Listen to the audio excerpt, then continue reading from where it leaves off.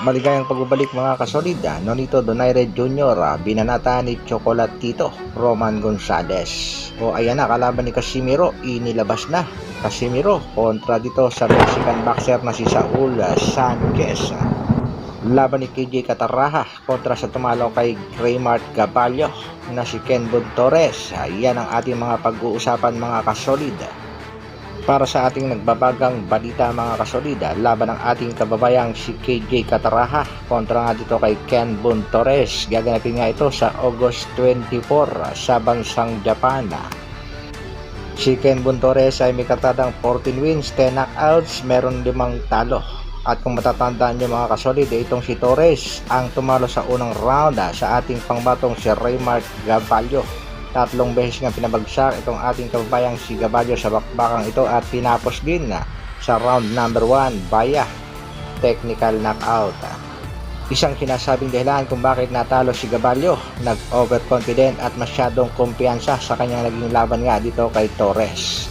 Ang tanong, maibabawi kaya ni Cataraha ang ating kababayang si Gaballo? Si Cataraha sa kasalukuyan ay merong record na 17 wins, 30 knockouts, undefeated. Nanawagan nga itong si Cataraha. This is it. Please support me guys. To God always be my glory. Samantala, The Filipino Plus, Nonito Donaire Jr. Matatanda natin sinabi ni Nonito Donaire Jr. na posible nga ang magkaroon ng bakbakan sa pagitan nila nitong si Roman Chocolatito Gonzalez. At ayon pa nga dito kay Donaire, it is a fight can make happen.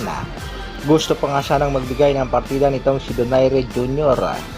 Kung saan daw komportable itong si Chocolatito, okay daw sa kanya. Pero sinagot na nga ni Chocolatito Roman Gonzalez ang balitang yan mga kasolida. Tila malabo pa sa sabaw ng sinigang na pusit ang bakbakang Donaire kontra Roman Gonzalez. Heto nga naging pahayag ni Chocolatito. Declare he has no interest in facing Nonito Donaire Jr. Hindi nga daw siya interesado kay Donaire Jr. dahil wala naman daw mapapala. Banat nga nitong si Gonzalez.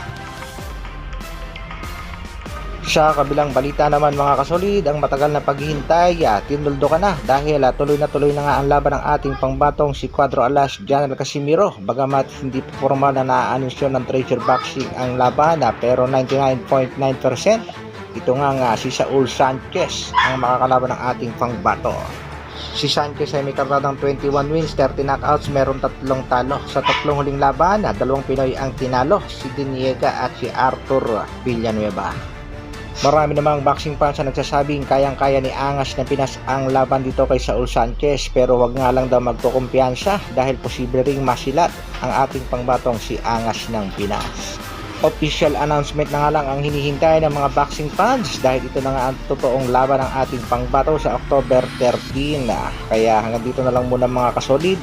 Maraming salamat sa patuloy na pagsuporta at panonood. Isang like naman dyan, at sa mga bago, pa-subscribe naman ang ating video. Mabuhay, Dr. Alvin Vlogs. Brrrr.